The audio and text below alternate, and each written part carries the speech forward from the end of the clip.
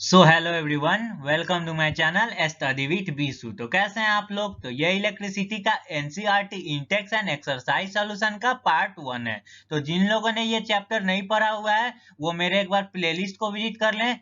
Channel के playlist section में मैंने इसका प्लेलिस्ट सेपरेटली बना दिया हुआ है, जिसमें मैंने इसका 6 लेक्चर लिया हुआ है, जिसमें मैंने एनसीईआरटी के हर एक लाइन, हर एक स्टेटमेंट, एनसीईआरटी के हर एक एक्टिविटी, एक्सपेरिमेंट को डिटेल में समझाया हुआ है। और साथ में एक टॉपिक के बाद उससे रिलेटेड जो भी एग्जाम्पल था वो भी मैंने करा दिया हुआ है। ठीक है, तो ये NCERT Intex question and exercise solution का पार्ट 1 है। देखो ये लेक्चर हो जाता लेंदी, इसी की वजह से मैंने इसको 2 पार्ट में डिवाइड कर दिया हुआ है।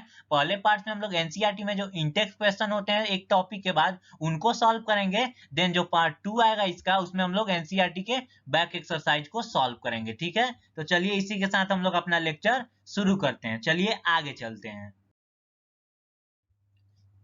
सो what we will learn in today's lecture. तो आज के लेक्चर में आखिर हम लोग क्या पढ़ने वाले हैं? तो आज के लेक्चर में हम लोग एनसीईआरटी का जो इंटेक्स में जो क्वेश्चन होता है सिर्फ उसको सॉल्व करेंगे, और नेक्स्ट लेक्चर में हम लोग एनसीईआरटी के एक्सरसाइज सॉल्यूशन को देखेंगे। ठीक है, तो चलिए बारी बारी से करके इनको सॉल्व करते हैं। सो इंटेक्स क्वेश्चन जो पेज नंबर 200 देखोगे एनसीईआरटी के बुक में, उसमें पहला क्वेश्चन क्या कहता है? What does an electric circuit mean. एक इलेक्ट्रिक सर्किट क्या होता है? देखो तो इसको मैं समझाता हूँ। देखो, एक क्लोज कंटिन्यूअस पाथ जिसमें बहुत सारे इलेक्ट्रिकल एप्लियंसेस लगे हैं। एक क्लोज कंटिन्यूअस पाथ जिसमें बहुत सारे, मान लो यहाँ पे एक बल्ब लगा हुआ है, यहाँ पे एक सेल लगा हुआ है, ये पॉजिटिव टर्मिनल हो गया और ये एक निगेटिव टर्मिनल हो गया, और यहाँ पर ये आके कनेक्ट हो गया। ठीक, यहाँ पे आई फ्लो कर रहा है, यानी कि देखो एक वैसा क्लोज कंटिन्यूअस पाथ जहाँ पे आई यानी कि करंट फ्लो करे और उसमें बहुत सारे इलेक्ट्रिकल एप्लियंसेस लगे हों। देखो यहाँ पे इलेक्ट्रिकल एप्लियंसेस, यहाँ पे बल्ब लगा है, यहाँ पे सेल है, और देखो ये क्लोज है, कहीं से ओपन है ये सर्किट, कहीं से ओपन नहीं है। तो इसी को हम लोग कहते हैं इलेक्ट्रिक सर्किट। ऐसे मैंने लेक्चर में समझाया हुआ है, आप लोग वो देख सकते हो। Define unit of current. Unit मतलब क्या? यानी कि 1 ampere of current. 1 ampere of current को डिफाइन कैसे करेंगे? तो देखो, एक ये मान लो कंडक्टर है, किसी भी कंडक्टर में जब 1 कूलम चार्ज फ्लो करता है 1 सेकेंड के लिए, यानी कि किसी कंडक्टर में जब किसी कंडक्टर को ले लो, उसमें 1 कूलम का चार्ज जब 1 सेकेंड के लिए फ्लो करता है, तो उससे जो करंट जनरेट होता है, जो करंट रिजल्टेंट होता है, वो 1 एम्पियर के बराबर होता है। तो बेसिकली इसी को हम लोग 1 एम्पियर कहते हैं। ठीक है, आई होप आपको ये क्वेश्चन अच्छे से समझ में आया होगा। ठीक है, तो चलिए इसी के साथ हम लोग अब आगे चलते हैं। So question number 3, calculate the number of electron consisting 1 coulomb of charge। यानी कि क्वेश्चन ये पूछ रहा है कि 1 कूलम जो चार्ज है इसमें कितना नंबर ऑफ इलेक्ट्रॉन्स होगा। ठीक है, तो यहाँ पर बेसिकली हम लोगों ने फॉर्मूला पढ़ा था Q is equal to N. देखो ये मैंने यहाँ पे यूनिटरी मेथड से भी समझाया हुआ है, तो आप लोग ऐसे भी बना सकते हो। ठीक है, लेकिन फार्मूला से भी यहाँ पे मैं सॉल्व कर देता हूँ। देखो कैसे सॉल्व करेंगे। ठीक है, Q is equal to N. ठीक, Q हम लोग को दिया हुआ है 1 कूलम। ठीक, हम लोग को नंबर ऑफ इलेक्ट्रॉन्स निकालना है, और इलेक्ट्रॉन पे चार्ज कितना होता है? माइनस का 1.6 इंटू 10⁻90। ठीक है, अब इसको जब हम लोग सॉल्व करेंगे, ठीक है, अब इसको हम लोग सॉल्व कर लेंगे। यहाँ पर देखो नंबर ऑफ चार्ज, यानी कि हम लोग को बेसिकली ये n निकालना है, तो ये माइनस का कोई मतलब नहीं रह जाता है। देखो तो n फाइनली निकालेंगे तो ये इधर, ये ऊपर, ये नीचे आ जाएगा डिवाइड में, इसके इधर मल्टीप्लाई में, तो n इज इक्वल टू क्या हो जाएगा? 1/1.6 इंटू 10⁻90। फिर इसको हम लोग आगे ले चलेंगे, n इज इक्वल टू 1/1.6। ठीक है, और ये ऊपर आ जाएगा 10⁻19 हो जाएगा। ठीक, उसके बाद n इज इक्वल टू हो जाएगा 1 अपॉन इसको 1.6 जो है। ठीक है, यहाँ पर इसको 10, इसको इंटू जो है इसको 10.18 करो। मैं बताता हूँ क्यों, इससे आपको सॉल्व होगा। ठीक, यहाँ पर एक ये आप जीरो ला दो, ये एक डेसिमल हटेगा, एक और जीरो आ जाएगा। जब फाइनली इसको सॉल्व कर लोगे तो फाइनली n का जो वैल्यू आएगा 6.25 इंटू 10⁻18 इलेक्ट्रॉन्स, यानी कि 1 कूलम चार्ज पे इतना इलेक्ट्रॉन्स होगा। यानी कि अगर हम लोग को 1 कूलम चार्ज की नीड होगी तो हमें इतने इलेक्ट्रॉन्स की नीड पड़ेगी। ठीक है, आई होप आपको ये 3 नंबर क्वेश्चन अच्छे से समझ में आ गया होगा। चलिए हम लोग आगे चलते हैं।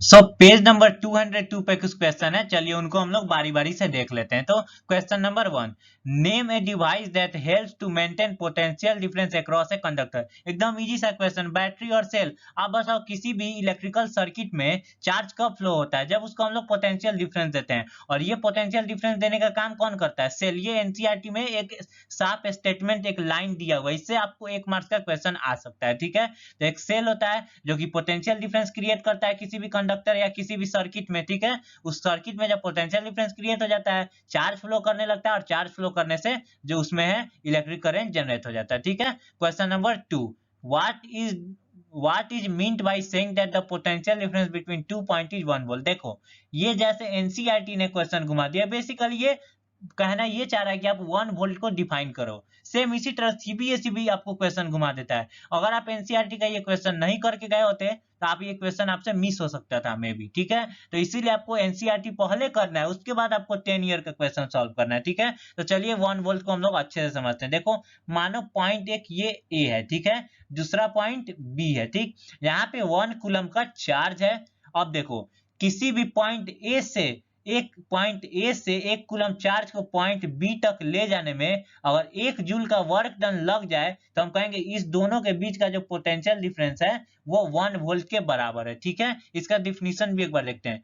When 1 joule of work done to move a charge of 1 coulomb of charge from 1 point to another. देखो, किसी भी 1 कूलम के चार्ज को एक पॉइंट से दूसरे पॉइंट ले जाने में अगर वर्क डन 1 जूल लग जाए तो it is said that the potential difference between 2 point is 1 volt. तो अब कहेंगे कि उस दोनों के बीच का जो पोटेंशियल डिफरेंस था वो 1 वोल्ट के बराबर था। ठीक है, चलिए इसको क्लियर करते हैं और क्वेश्चन नंबर 3 की ओर चलते हैं। So question number 3, how much energy is given to each coulomb of charge passing through 6 volt of battery. ठीक है, देखो तो क्वेश्चन में क्या गिवन है? क्वेश्चन में हम लोग को चार्ज यानी कि Q दिया हुआ है 1 कूलम, पोटेंशियल डिफरेंस हम लोग को V दिया हुआ है 6 वोल्ट। ठीक, हम लोग को एनर्जी हम लोग को निकालना है। तो बेसिकली एनर्जी क्या होगा?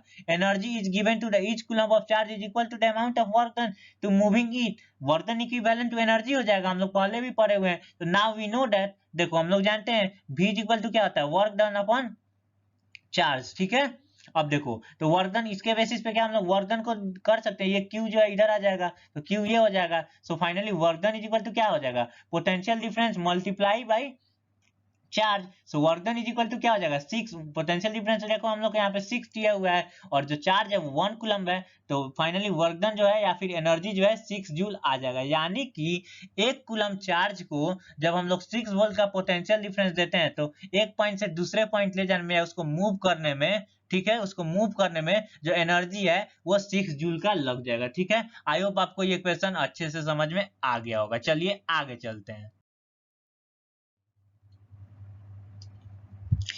पेज 100 209 पे भी कुछ क्वेश्चन है, उसको चलिए देखते हैं। तो question number 1, on what factors does resistance of a conductor depend? किसी भी कंडक्टर का जो रेजिस्टेंस है किस पे डिपेंड करता है? तो ये हम लोगों ने पढ़ा हुआ था formula, resistance is equal to rho L upon A. ठीक है, तो रेजिस्टेंस जो है किसी भी कंडक्टर के, पहला तो नेचर ऑफ कंडक्टर पे डिपेंड करता है। ये देखो, ये रो पे डिपेंड कर रहा है यानी रेजिस्टिविटी। अब देखो इसके लिए आपको समझाता हूं। देखो, ये मान लो कि एक कॉपर वायर है। ठीक है, ये एक अल्युमिनियम वायर है, ये मान लो Cu है, कॉपर वायर है, ये अल्युमिनियम है। ठीक है, Al है। ठीक है, ये मान लिए। ठीक, इसका लेंथ L है, इसका भी लेंथ L है, इसका क्रॉस सेक्शनल एरिया A है यानी कि थिकनेस A है, इसका भी cross sectional area thickness A है। देखो इस वायर का, देखो लेंथ भी सेम, क्रॉस सेक्शनल एरिया भी सेम, इस वायर का भी length same, cross sectional area same. लेकिन देखो यहाँ पे मटेरियल का डिफरेंस है, या कॉपर है, ये अल्युमिनियम है, इसीलिए ये नेचर ऑफ मटेरियल पे भी रेजिस्टेंस डिपेंड करता है। डिफरेंट डिफरेंट जो मटेरियल होते हैं,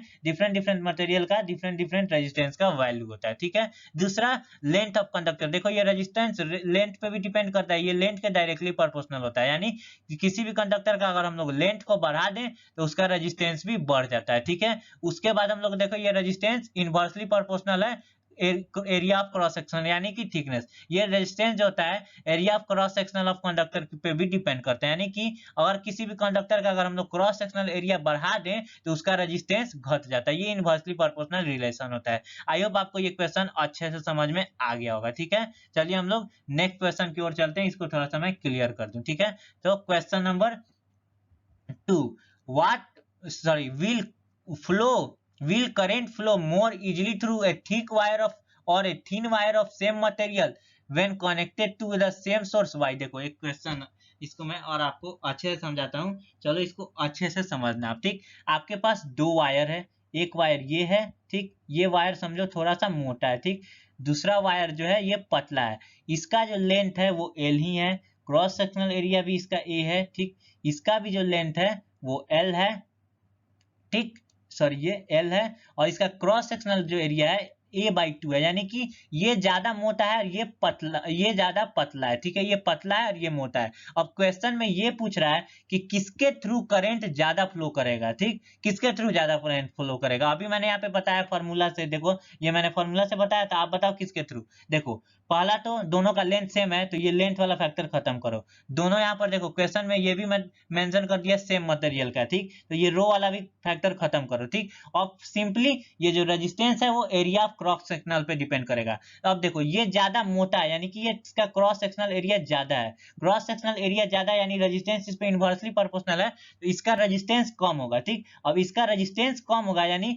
इसमें करंट के अपोज करने वाला कम है, ठीक, तो इसके थ्रू करंट ज्यादा फ्लो होगा। वही इसका देखो, इसका जो क्रॉस सेक्शनल एरिया कम है, ठीक, ये थीन वाला का क्रॉस सेक्शनल एरिया कम है, तो इसके थ्रू रेजिस्टेंस ज्यादा होगा, और रेजिस्टेंस ज्यादा होगा यानी कि इसके थ्रू जो है करंट कम फ्लो होगा। आई होप आपको ये क्वेश्चन अच्छे से समझ में आ गया होगा, ठीक है, चलिए आगे चलते हैं।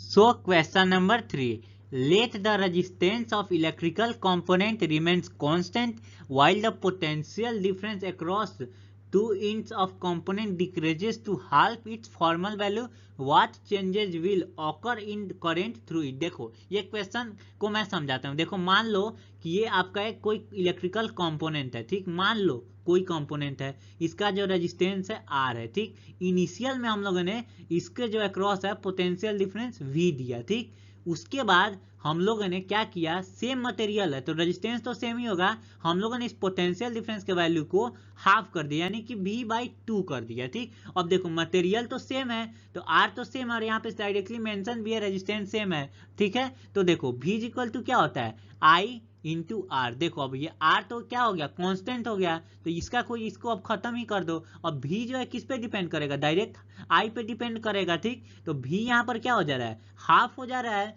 तो करंट भी क्या हो जाएगा, हाफ हो जाएगा, ये भी हाफ डिक्रीज हो जाएगा। Hence, when the voltage becomes half, the current also becomes half। देखो अगर इसको मैथमेटिकली आप बनाना चाहो तो ऐसे भी बना सकते हो, ठीक है। आई होप आपको ये क्वेश्चन अच्छे से समझ में आया होगा। चलिए क्वेश्चन नंबर 4 को देखते हैं। Why are the coils of heater, toasters and sorry ये क्वेश्चन मैंने गलती से बोल दिया। Why are the coils of electric toaster and electric irons made of an alloy rather than a pure metal. देखो क्वेश्चन क्या कह रहा है, क्वेश्चन कह रहा है कि क्यों आखिर क्यों इलेक्ट्रिक टोस्टर जो होते हैं और जो इलेक्ट्रिक आयंस जो होते हैं उसमें हम लोग एलवाई का क्यों यूज करते हैं, उसमें हम लोग प्योर मेटल का क्यों नहीं यूज करते हैं। देखो पहला पॉइंट, जो एलवाई होते हैं उनका रेजिस्टिविटी का वैल्यू होता है वो ज्यादा होता है प्योर मेटल के मुकाबले, क्योंकि प्योर मेटल में आसानी से करंट फ्लो हो जाता है, और जो एलवाई होते हैं उसका रेजिस्टिविटी ज्यादा होता है जिसकी वजह से रेजिस्टेंस भी ज्यादा होता है, तो वो उसके थ्रू करंट इजिली फ्लो नहीं होता है, ठीक। दूसरा चीज, जो एलवाई होता है उसका मेल्टिंग पॉइंट हाई होता है, यानी कि वो आसानी से मेल्ट नहीं होता है, मेल्टिंग पॉइंट बहुत हाई होता है। देखो अब इलेक्ट्रिकल टोस्टर, यहाँ पर हम लोग को क्या नीड है, यहाँ पे हम लोग को हीट की नीड है। ये जो इलेक्ट्रिकल जो आयरन है जिससे हम लोग क्लॉथ आयरन करते हैं, यहाँ पे हम लोग की क्या नीड है, हीट की नीड है। हीट कब प्रोड्यूस होगा, जब किसी भी मटेरियल का रेजिस्टेंस ज्यादा होगा तो उसके जो अंदर चार्ज फ्लो है वो कोलाइड करेंगे और हीट में चेंज होने लगेंगे, ठीक। तो इसीलिए एलवाई जो है उसका रेजिस्टेंस का वैल्यू ज्यादा होता है और उसका मेल्टिंग पॉइंट ज्यादा होता है, इसी के वजह से हम लोग प्योर मेटल का यूज नहीं करते हैं और एलवाई का यूज करते हैं। The resistivity of an alloy is higher than pure metal. Resistivity जो होता है वो प्योर मेटल से ज्यादा होता है एलवाई का। Moreover at high temperatures the alloys do not melt radially, hence coils of heating appliances such as electric toaster and electric irons are made up of alloy rather than pure metal, ठीक है। I hope आपको ये question अच्छे से समझ में आ गया होगा। चलिए आगे चलते हैं।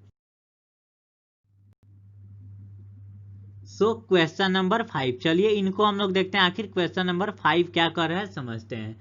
Use the data in the table given below and answer the following question. देखो ये जो एक टेबल दिया हुआ है, इस टेबल में क्या है, ये एनसीईआरटी का ही टेबल है, इसमें डिफरेंट डिफरेंट मटेरियल के रेजिस्टिविटी के वैल्यूज दिए हुए हैं। ये टेबल यहाँ तक हाफ है और उसके बाद का जो है ये यहाँ है, ठीक है। ये फुल नहीं हो पा रहा था जस्ट, इसीलिए मैंने इसको ऐसे कर दिया, ठीक है। अब इस टेबल को देख के हम लोग को कुछ क्वेश्चन का आंसर सॉल्व करना है, ठीक है। तो क्वेश्चन नंबर ए, 5 का क्वेश्चन नंबर ए, ठीक।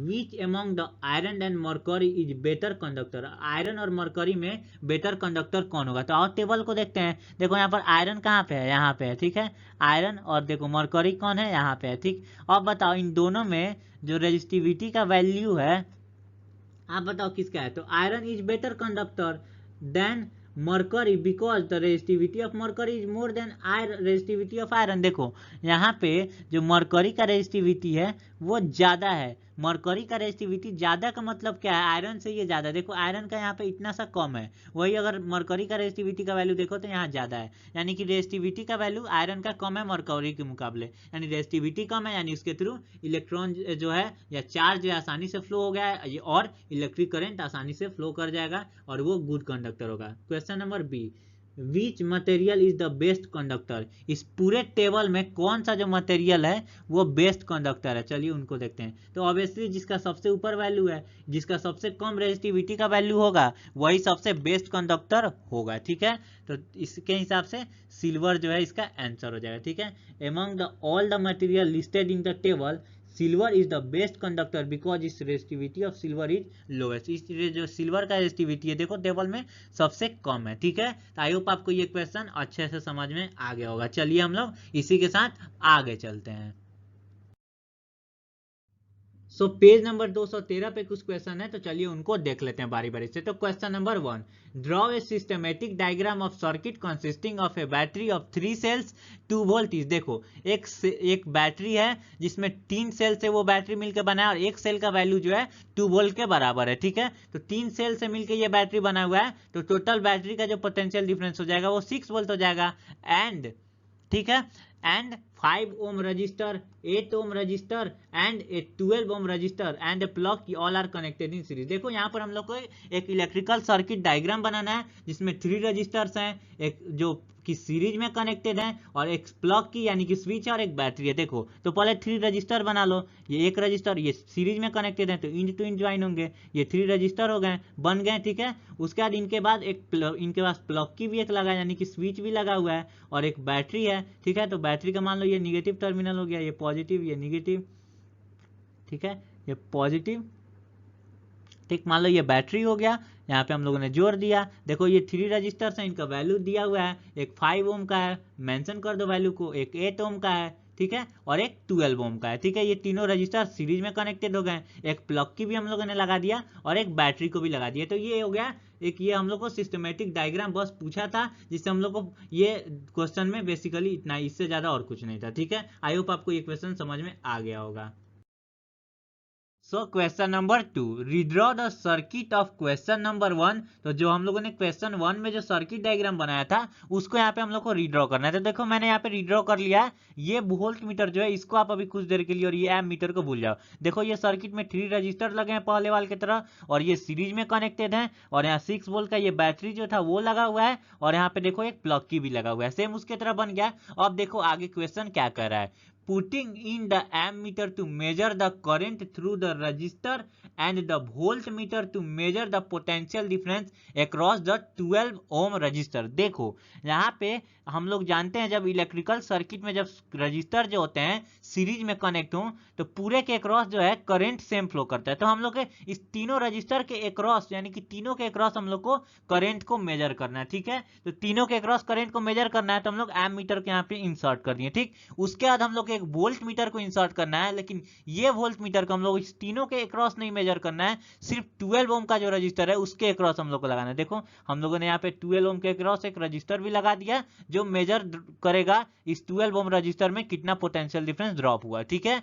What will be the readings in the ammeter and the voltmeter. उसके बाद हम लोग को मेजर करना है कि एम मीटर में कैलकुलेट करना है कि एम मीटर में क्या करंट का रीडिंग आया और 12 ओम के रजिस्टर के क्रॉस कितना का पोटेंशियल डिफरेंस है। तो देखो the ammeter shows the amount of current in the circuit. Ammeter हम लोग को शो करेगा पूरे सर्किट के क्रॉस कितना करंट फ्लो कर रहा है, और जो वोल्ट मीटर है वो तो सिर्फ 12 ओम रजिस्टर के क्रॉस है, तो वो सिर्फ 12 ओम रजिस्टर के क्रॉस जो पोटेंशियल डिफरेंस है उसको बताएगा। Hence we need to find current through the circuit and potential difference across the 12 ohm resistor. हम लोग को दो चीज फाइंड करना है, करंट पूरे सर्किट के क्रॉस और एक पोटेंशियल डिफरेंस 12 ओम रजिस्टर के क्रॉस। ठीक है, ऐसे तो हम लोग तीनों के क्रॉस फाइंड कर सकते हैं, लेकिन क्वेश्चन में जो पूछा है उसको ही करेंगे। ठीक है, finding current in the circuit. तो चलिए पहले हम लोग करंट को फाइंड करते हैं। देखो यहाँ पे पोटेंशियल डिफरेंस 6 वोल्ट है। हम लोग को याद करो पिछले वाले क्वेश्चन में 3 सेल जुड़ के बन के ये बैटरी बना हुआ था, एक सेल का वैल्यू था 2 वोल्ट, तो 3 into 2 is equal to 6 volt. So potential difference हम लोग को 6 वोल्ट है। ठीक है,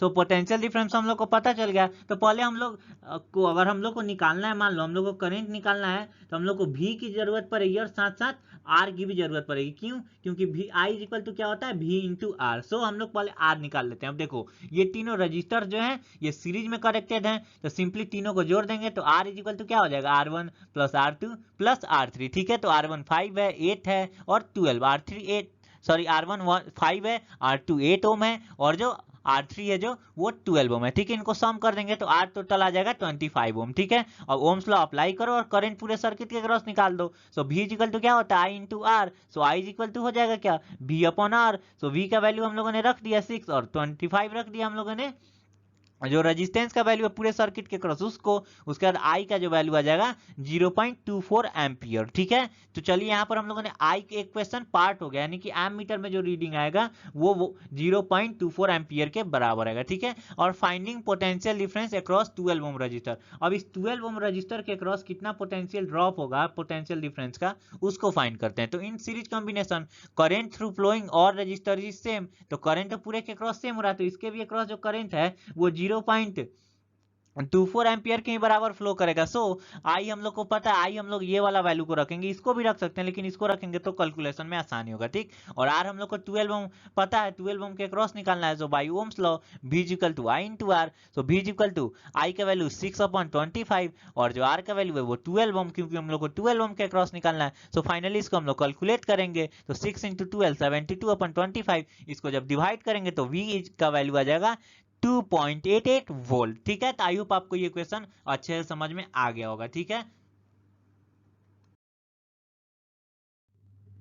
सो पेज नंबर 216 पे कुछ क्वेश्चन है उनको देखते हैं। तो पहला क्वेश्चन नंबर क्या है, जज the equivalent resistance when the following are connected in parallel. ठीक है, इसमें हम लोग को इक्विवेलेंट रेजिस्टेंस निकालना है, ये कॉम्बिनेशन ऑफ रजिस्टर पे बेस्ड कुछ क्वेश्चन है। ए नंबर में जो है 1 ओम और जो 10⁶ ओम जो रजिस्टर है, दो रजिस्टर है, ये आपस में पैरेलल में कनेक्टेड है। ठीक है, तो चलिए एक क्वेश्चन को सॉल्व करते हैं। देखो ये एक सर्किट हो जाएगा, ये ऊपर एक रजिस्टर हो जाएगा। ठीक, उसी तरह से नीचे एक रजिस्टर हो जाएगा। ठीक, और ये आपस में आके ऐसे जुड़ जाएंगे। एक का जो वैल्यू है वो 1 ओम के बराबर है और दूसरा का जो वैल्यू है 10⁻⁶ के। अब ये दोनों पैरेलल में कनेक्टेड हैं, तो पैरेलल में कनेक्टेड है तो ये कैसे, इसका फॉर्मूला क्या होता है, आर टोटल का। तो 1/r इक्वल टू क्या आ जाता है, 1/r1 प्लस 1/r2। ठीक है, उसी तरह हम लोग r1 का वैल्यू रखेंगे 1/1 ही हो जाएगा और r2 का वैल्यू क्या हो जाएगा 1/10⁻⁶। ठीक है, इसको फाइनली हम लोग कैलकुलेट कर लेंगे, आप लोग कैलकुलेट कर सकते हो। कैलकुलेट करने के बाद ये वैल्यू आएगा। ठीक है, इसको हम लोग अप्रॉक्स 1 से थोड़ा सा कम आएगा,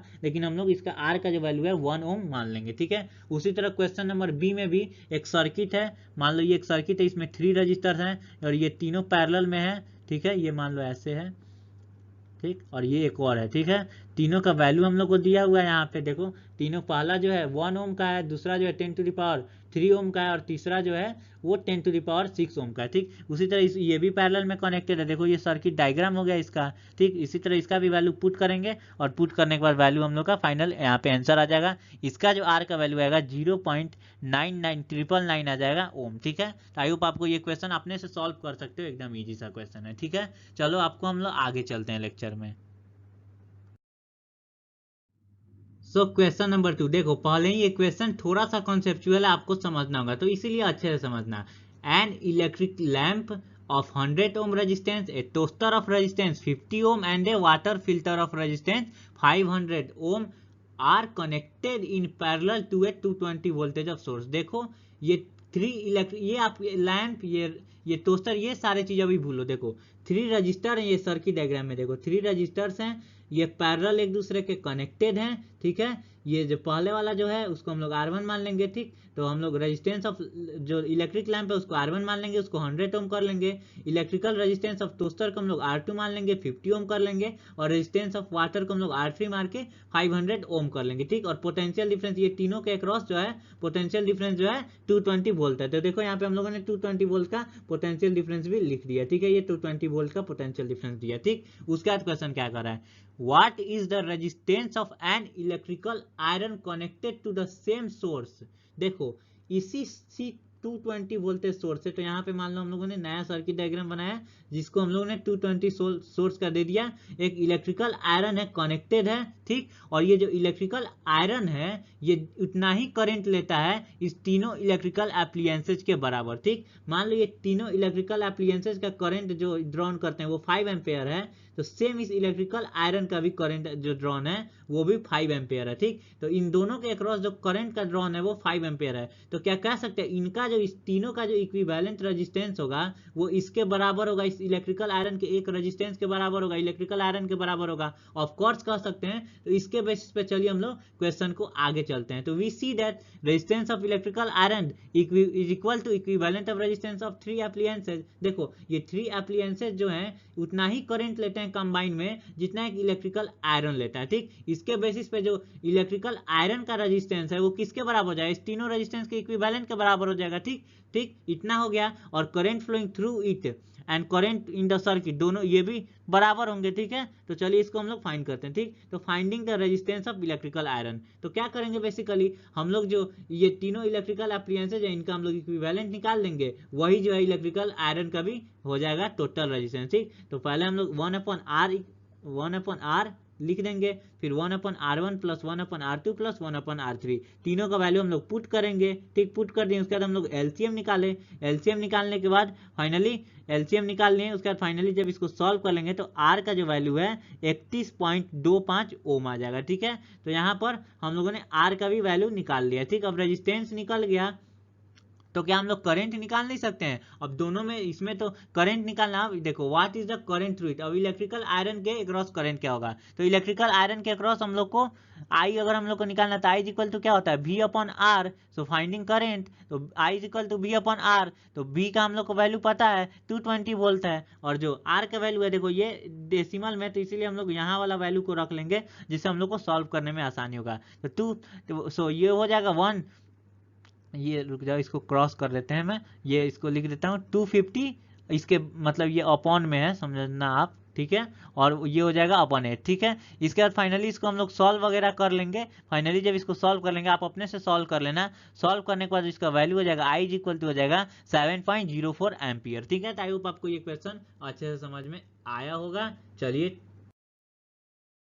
जैसा कि मैं हर लेक्चर के बीच में मैं आपको एक फैक्ट बताता हूं, तो आज का फैक्ट आखिर क्या है, तो ओरिजिनल जो भी हीरा और जो डायमंड होता है, जो ओरिजिनल डायमंड होता है उसको अगर आप एक्सरे मशीन के अंदर डालते हो तो उसको एक्सरे करोगे तो एक्सरे में वो हीरा नहीं शो होगा, एक्सरे में हीरा शो नहीं करता। ये एक साइंटिफिक फैक्ट है। आपको कैसा लगा जरूर मुझे कमेंट में बताना। अगर आप ऐसे ही डेली नॉलेजेबल फैक्ट जानना चाहते हो तो आप मुझे इंस्टाग्राम और ट्विटर पे फॉलो कर सकते हैं स्टडी विद विशु, और फेसबुक पे भी मेरा पेज है स्टडी विद विशु, फॉलो कर लो। आपको डेली 2 नॉलेजेबल ही फैक्ट मिलेगा, आपको डेली 2 नॉलेजेबल चीज ही मिलेगा, ठीक है। तो और अपना यूट्यूब चैनल तो है ही स्टडी विद विशु। तो चलिए हम लोग अब आगे चलते हैं।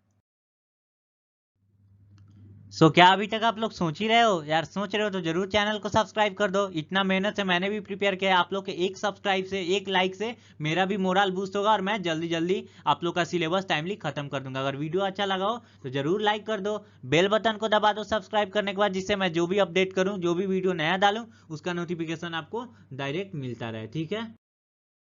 आगे question number 3, what are the advantages of connecting electrical devices in parallel with the battery instead of connecting them in series. देखो यहाँ पर बेसिकली क्वेश्चन ये पूछा गया है कि जो एडवांटेज क्या है पैरेलल कॉम्बिनेशन में, हम लोग क्यों इलेक्ट्रिकल एप्लियंसेज को पैरेलल कॉम्बिनेशन में कनेक्ट करते हैं, उसको सीरीज में क्यों नहीं कनेक्ट करते हैं, क्योंकि देखो पहला एडवांटेज, ये पैरेलल कनेक्शन में कनेक्टेड है, ठीक है। इस तीनों के क्रॉस हम लोग स्विच लगा सकते हैं, ठीक। हम लोग हमको जब मन हम लोग इसको ऑफ कर देंगे, यहाँ स्विच ऑफ कर देंगे, सिर्फ ये बंद होगा, ये दोनों वर्क करेगा, वही सीरीज में है, यही स्विच लगेगा, ठीक है।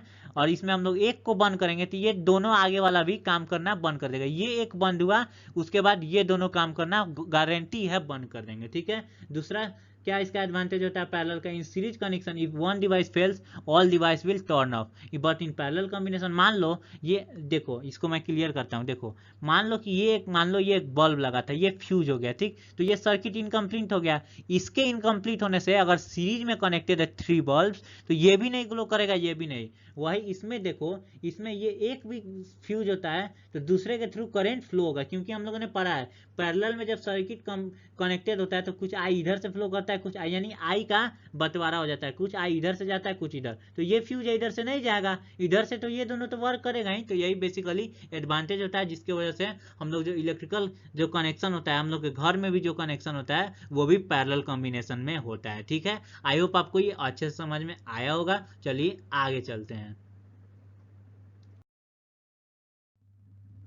सो क्वेश्चन नंबर 4, देखो ये क्वेश्चन नंबर आप अपने से करना, लेकिन मैं थोड़ा सा आपको समझा देता हूँ।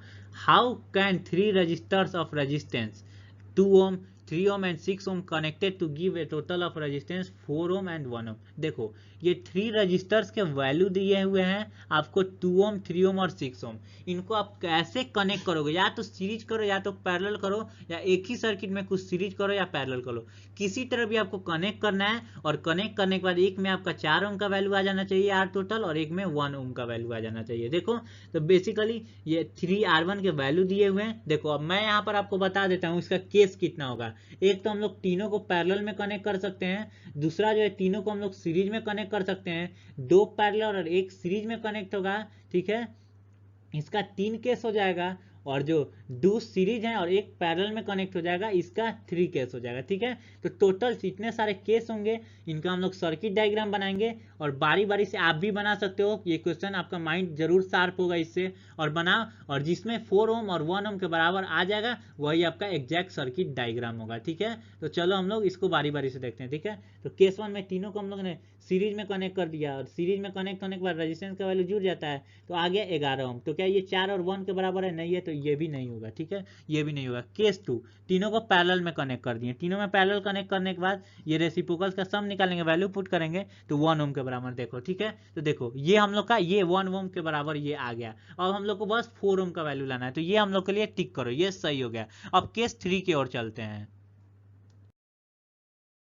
सो केस 3 में जो है, केस 3 में R1 जो है और R2 को सीरीज में हम लोग डालेंगे, और R2 को पैरेलल में डाल देंगे, देखो ठीक इसी तरह। उसके बाद हम लोग पहले इन दोनों के क्रॉस निकालेंगे, पहले सीरीज वाले को सॉल्व कर लेंगे, तो ये 5 ओम हो जाएगा। तो फाइनली ये सर्किट इस तरह से हम लोग ड्रॉ कर लेंगे, क्योंकि इन दोनों के बाद ये सीरीज है और ये 3 और 2 है, तो ये 5 ओम के बराबर एक रजिस्टर लग जाएगा, और R3 ये हो जाएगा। फिर हम लोग इसका पैरेलल का वैल्यू निकालेंगे तो आ जाएगा 30/11 ओम। तो ये नहीं है, ये हम लोग को फाइनली 4 लाना है, 1 तो आ गया, तो ये भी नहीं होगा, ठीक है। उसके बाद केस 4, R1 और R2 को सीरीज में डाल दें और R2 को पैरेलल में डाल दें, देखो ये सर्किट डायग्राम। इसको भी हम लोग फाइनली सॉल्व करेंगे, तो इसका वैल्यू आएगा 24/11। देखो मैं ये जल्दी जल्दी करा देता हूँ, आप अपने से सॉल्व करना, आपको अच्छे से और समझ में आएगा, इससे समझ में आ रहा होगा। केस नंबर 5, R2 और R3 को जो है सीरीज में डालेंगे और R1 को पैरेलल में डालेंगे। देखो इसको भी सॉल्व करने के बाद फाइनली 18/11 ओम आ रहा है, ये भी आंसर नहीं होगा, ठीक है। ठीक, केस 3 देखते, केस 6 देखते हैं। R1 और R2 को पैरेलल में कनेक्ट करते हैं और R3 को सीरीज में कनेक्ट करते हैं। इसको सॉल्व करने के बाद आपका जो वैल्यू आएगा 36/5 ओम, ये भी नहीं होगा, ठीक है। तो चलो हम लोग आगे के केस को नंबर 7, R1 और R2 को पैरेलल में डालो और R3 को सीरीज में डालो, ये पूरा सर्किट डायग्राम हो जाएगा। इसका जो भी R टोटल जो आएगा वो 9/2 ओम, तो ये भी नहीं होगा, ठीक है। उसके बाद हम लोग केस 8 को देखेंगे। R2 और R3 को पैरेलल में डालेंगे और जो R1 को है वो सीरीज में। देखो ये क्वेश्चन देख के आप घबराना मत, आपको इसी तरह सॉल्व करना होगा, क्योंकि ये क्वेश्चन जो है एक्टिवेटेड क्वेश्चन है, ठीक है। इसको जब फाइनली हम लोग सॉल्व करेंगे, देखो इसको जब हम लोग, देखो ये दो जो है पैरेलल में, इसका पहले हम लोग इक्विवेलेंट निकाल लेंगे, तो इसका जो इक्विवेलेंट है वो 2 ओम हो जाएगा, ठीक है। तो क्या इसको हम लोग ऐसे कर सकते हैं, तो इन दोनों के बराबर 2 ओम ये हो जाएगा। जो R1 का वैल्यू है वो कितना है, 2 के बराबर है, ठीक है। तो आई होप आपको 2 + 2 कितना हो जाएगा 4, तो देखो ये 4 के बराबर आ गया, देखो। तो फाइनली ये क्वेश्चन सॉल्व हो गया, ठीक। तो आई होप आपको ये क्वेश्चन का जरूर आप लोग अपने से एक बार प्रैक्टिस करना, आपका माइंड शार्प होगा। चलो हम लोग इसी के साथ अब आगे और चलते हैं लेक्चर के। सो फाइनली जब हम लोग को 4 ओम का वैल्यू लाना होगा तो दो रजिस्टर को जो है हम लोग पैरेलल में इस तरह से जोड़ेंगे और एक को सीरीज में इन दोनों के जोड़ देंगे, ठीक है। तो इसका जब जो आर टोटल आएगा इस सर्किट का तो उसका वैल्यू आ जाएगा 4 ओम के बराबर, ठीक है। वही अगर हम लोग को ओम वैल्यू 1 ओम के बराबर लाना होगा तो इन तीनों को आपस में हम लोग पैरेलल में जोड़ देंगे तो इनका जो रिजल्टेंट होगा 1 ओम के बराबर हो जाएगा, ठीक है। तो फाइनली ये क्वेश्चन खत्म होता है। So question number 5. What A, the highest and the lowest total resistance that can secured by the combination of 4 coils of resistance इतना resistance 4 ओम 8 ओम 12 ओम और 24 ओम। देखो ये क्वेश्चन हाईएस्ट का मतलब क्या है, हाईएस्ट रेजिस्टेंस का वैल्यू कब होता है, जब वो सीरीज में कनेक्ट हो, क्योंकि वहां पे उनका डायरेक्ट सम हो जाता है। और लोएस्ट कम होता है जब वो पैरेलल में कनेक्ट हो। देखा था हम लोगों ने पढ़ा था जो आर जो होता है, आर टोटल जो आता है, जो आर इक्विवेलेंट जो आता है जो पैरेलल में होता है वो एक रजिस्टर के भी वैल्यू से कम आता है, वही सीरीज में हमेशा ज्यादा आता है, ठीक। तो पहले इन दोनों को हम लोग पैरेलल में कनेक्ट कर देंगे, यहाँ देखो पैरेलल में कनेक्ट किए, ठीक। और आर टोटल का वैल्यू निकाल दिए तो आर टोटल का वैल्यू आ गया 2 ओम। तो ये जो है ये 4 रजिस्टर जो है, ये 4 रजिस्टर को जब हम लोग सबसे कम अगर हम लोग को रजिस्टेंस का वैल्यू लाना होगा तो हम लोग इसको पैरेलल में कनेक्ट कर देंगे। वही अगर हम लोग को हाईएस्ट वैल्यू लाना होगा इक्विवेलेंट का तो इसको हम लोग सीरीज में कनेक्ट कर देंगे और हाईएस्ट वैल्यू जो होगा 40 ओम के बराबर होगा। ये तीनों आपस में जुड़ जाएंगे, वही पैरेलल में रेसिप्रोकल के सम जुड़ जाएंगे। तो फाइनली ये क्वेश्चन भी यहाँ पे खत्म होता है और आई होप आपको ये क्वेश्चन जरूर समझ में आया होगा। और पेज नंबर 218 पे कुछ क्वेश्चन है, चलिए उसको देख लेते हैं। So question number 1, why does the cord of electric heater not glow while the heating element does. देखो अब ये क्वेश्चन, ये देखो आप लोग जब हीटिंग एप्लियंसेज फॉर एग्जांपल जो आप लोग का इलेक्ट्रिकल जो हीटर होता है उसको जब यूज करते हो तो उसका जो उसमें जो रॉड होता है जो गर्म होता है, वो गर्म होने के बाद देखते हो वो रेडिश हल्का ग्लो करने लगता है। तो वो ग्लो करता है क्यों नहीं, उसका वायर जो केबल होता है या फिर जो वायर होता है जिसको हम लोग इलेक्ट्रिक बोर्ड में कनेक्ट करते हैं वो क्यों नहीं ग्लो होने लगता है। तो इसके बारे में हम लोग को बताना है। देखो पहला चीज, ये क्वेश्चन इसी से रिलेटेड एक क्वेश्चन मैंने पहले भी बताया, जो भी हीटिंग इफेक्ट पर जो बेस्ड होते हैं, heating effect of electrical current पे एप्लियंसेस जो भी बेस्ड होते हैं वो जो होते हैं उसमें एलॉय का यूज होता है। क्यों, क्योंकि उसका रेजिस्टिविटी प्योर मेटल से ज्यादा होता है और उसका रेजिस्टिविटी ज्यादा होने की वजह से उसका रेजिस्टेंस भी ज्यादा होता है और उसके थ्रू करंट इजिली फ्लो नहीं कर पाता है, इजिली नहीं फ्लो कर पाता है। यानी चार्ज जो है उसमें आपस में बहुत ज्यादा कोलाइड होते हैं और एक टाइम के बाद वो हीट होने लगता है। अब उस हीट होने के वजह से क्या होता है, वो रेडिश ग्लो करने लग जाता है। वही देखो जो कॉर्ड होता है वो क्यों, वो जो कॉर्ड होता है वो कॉपर और अल्युमिनियम का होता है, उसका रोज रेजिस्टेंस होता है और इसके थ्रू जो है करंट आसानी से फ्लो कर जाता है, इसीलिए ना ये गर्म होता है और ना ही ये ग्लो करता है, ठीक है। तो आई होप आपको ये 1 नंबर क्वेश्चन अच्छे से समझ में आ गया होगा, ठीक है। अब question number 2, compute the heat generated while transferring 96,000 coulomb of charge in 1 hour through a potential difference of 50 volt, ठीक है। देखो इसमें हम लोग को हीट जनरेटेड फाइंड करना है, यानी कि ये कितना हीट जनरेटेड होगा जब 96,000 कूलम का चार्ज फ्लो करेगा 1 आवर के लिए 50 वोल्ट के पोटेंशियल डिफरेंस के सोर्स पे। देखो तो पहले हम लोग को गिवन क्या है, सो गिवन हम लोग को चार्ज ट्रांसफर दिया हुआ है Q, यानी कि Q इज इक्वल टू दिया हुआ है 96,000 कूलम, ठीक। टाइम टेकन हम लोग को 1 आवर दिया हुआ है, इसको सेकेंड में चेंज कर दो 3600 हो जाएगा सेकेंड। उसके बाद पोटेंशियल डिफरेंस यानी कि V भी हम लोग को 50 वोल्ट दिया हुआ है। अब हीट जनरेटेड का फॉर्मूला क्या होता है, V H is equal to V into I into T. देखो और यहाँ पे हम लोग के पास T है, भी है लेकिन आई नहीं है, तो आई क्या हम लोग निकाल सकते हैं, तो ऑफकोर्स आई हम लोग निकाल सकते हैं। तो चलो आई कैसे निकालेंगे उसको हम लोग देखते हैं, ठीक है। तो चलो निकालते हैं आई का value. So I is equal to हम लोग फॉर्मूला जानते हैं, I is equal to Q upon T, ठीक। तो आई का वैल्यू हम लोग को निकालना है तो क्यू का वैल्यू हम लोग रख दिए 96,000, उसके नीचे टी का वैल्यू 3600 रख दिए। इसको जब सॉल्व कर लेंगे फाइनली तो सॉल्व करने के बाद आई का जो वैल्यू आएगा 80/3 एम्पियर। करंट का ऐसा यूनिट आप लोग मेंशन करना, अभी से आदत डाल लो, इतना एम्पियर 80/3 एम्पियर जो करंट इसके थ्रू फ्लो करेगा, ठीक है। उसके बाद हम लोग यहाँ से अब हीट जनरेटेड निकाल सकते हैं, H is equal to V into I into T. So V is equal to 50 volt दिया हुआ है, देखो यहाँ पे आई का वैल्यू हम लोगों ने यहाँ पे निकाल लिया 80/3 एम्पियर, देखो यहाँ पे हम लोगों ने निकाल लिया है, ठीक है। और टाइम टेकन हम लोग को 3600 सेकंड क्वेश्चन में ही दिया हुआ है, ठीक। उसके बाद इसको जब हम लोग तीनों को मल्टीप्लाई करेंगे तो फाइनली एच का जो वैल्यू है वो आ जाएगा 48 लाख के राउंड आएगा। हाँ, तो 48 लाख जूल, यानी कि 48 लाख जूल जो है हीट जनरेट होगा, ठीक है। आई होप आपको ये क्वेश्चन 2 नंबर भी अच्छे से समझ में आ गया होगा। सो क्वेश्चन नंबर 3 क्या है, चलिए इसको देख लेते हैं। An electric iron of resistance 20 ohms takes एक करेंट ऑफ 5 एम्पियर। देखो एक इलेक्ट्रिक आयरन जो होता है जिसे हम लोग क्लॉथ आयरन करते हैं, वो एक आयरन है जो कि जिसका रेजिस्टेंस है 20 ओम और वो 5 एम्पियर का करंट ड्रॉ करता है, ठीक है। Calculate the heat developed in 30 second. अब इस आयरन में कितना हीट डेवलप हो जाएगा 30 सेकंड में, उसको हम लोग को कैलकुलेट करना है, ठीक है। तो देखो पहले हम लोग को गिवन क्या है, तो गिवन हम लोग को रेजिस्टेंस जो है उस आयरन का 20 ओम दिया हुआ है, करंट कितना ड्रॉन करता है 5 एम्पियर का वो भी दिया हुआ है, और टाइम टेकन दिया हुआ है कितना सेकंड में हमको निकालना है, तो 30 सेकंड में, ठीक है। तो we know that heat generated का फॉर्मूला क्या होता है, H is equal to I square R into T. तो देखो हम लोग को यहाँ पर आई का वैल्यू दिया हुआ है 5 एम्पियर, तो 5 का यहाँ स्क्वायर हो जाएगा, और आर का वैल्यू 20 ओम दिया हुआ है, और टाइम का वैल्यू 30 सेकंड दिया हुआ है। तो तीनों को हम आपस में मल्टीप्लाई करेंगे, ठीक है। तो 5 का स्क्वायर है तो ये 25 हो जाएगा, इंटू 20 इंटू 30, फिर उसके बाद 25 इंटू ये दोनों को आपस में मल्टीप्लाई करेंगे, तो 20 इंटू 30 क्या हो जाएगा 600 हो जाएगा। फिर H इज इक्वल टू क्या हो जाएगा 25 इंटू 600, तो फाइनली H जो आ जाएगा 15,000 जूल आ जाएगा। तो फाइनली ये क्वेश्चन इजी सा था, एकदम सॉल्व हो गया, ठीक है। तो इसमें 30 सेकंड तक जब इसको हम लोग यूज करेंगे तो 15,000 जूल इसमें हीट जनरेट हो जाएगा, ठीक है। सो पेज नंबर 220 पे कुछ क्वेश्चन है, चलिए उसको देख लेते हैं। तो question number 1, what determines the rate at which energy is delivered by A current.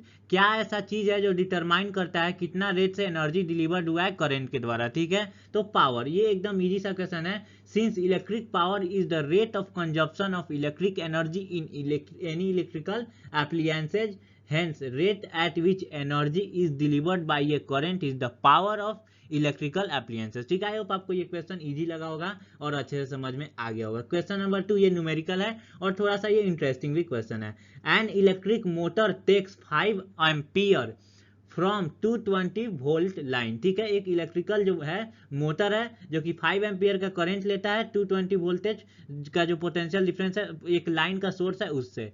इसका हम लोग को पावर फाइंड करना है और उसके बाद इस मोटर को इसी सिचुएशन में 2 आवर्स तक रन करेंगे तो ये इलेक्ट्रिकल जो मोटर है कितना एनर्जी 2 आवर में कंज्यूम करेगा उसको फाइंड करना है, ठीक है, उसको बताना है। तो पहला देखो, पहला गिवन क्या है, तो हम लोग को पोटेंशियल डिफरेंस गिवन है V इक्वल टू 220 वोल्ट, फिर हम लोग को करंट भी दिया हुआ है 5 एम्पियर और टाइम कितना दिया हुआ है 2 आवर्स, इसको सेकंड में चेंज कर लेंगे, 2 इंटू 1 आवर में कितना सेकंड होता है 3600 सेकंड, तो 2 से 3600 सेकंड में मल्टीप्लाई किए और टाइम कितना आ गया 7200 सेकंड, ठीक है। और पहले हम लोग चलो फाइंडिंग पावर, पावर को पहले फाइंड करते हैं। We know that P equal to क्या होता है पोटेंशियल डिफरेंस इनटू करंट, ठीक है। तो B का वैल्यू हम लोग को दिया है 220 वोल्ट और करंट का भी वैल्यू दिया हुआ है 5 एम्पियर, तो पावर का वैल्यू कितना आ जाएगा 1100 क्या वाट। ऐसा यूनिट जरूर मेंशन कर देना जिससे आपका मार्क्स नहीं कटेगा, ठीक है, नहीं तो ऐसे कट जाना है, ठीक है। तो हम लोग को पावर पता चल गया 1100 वाट, ठीक। अब इसी तरह हम लोग एनर्जी कंज्यूम कर लेते हैं 2 आवर में आखिर ये कितना एनर्जी कंज्यूम करेगा। तो देखो पहले तो हम लोग देखो ये मैंने यहाँ लिख दिया हुआ है, लेकिन पहले तो आपको एनर्जी का फॉर्मूला डिराइव करना होगा। पावर इज इक्वल टू क्या होता है एनर्जी कंज्यूम अपन टाइम टेकन, ठीक है। तो यहाँ से हम लोग ई का वैल्यू निकाल सकते हैं, ये टी इधर मल्टीप्लाई में हो जाएगा, so energy is equal to क्या हो जाएगा power into time, so is equal to P into T. P का वैल्यू हम लोगों ने देखो यहाँ पर निकाला 1100, तो 1100 लिख दिए, ठीक है। और उसके बाद टी जो है 7200 सेकेंड यहाँ पे दिया ही हुआ है, ठीक। जब इस दोनों का आप आपस में मल्टीप्लाई करोगे तो एनर्जी का जो वैल्यू है आ जाएगा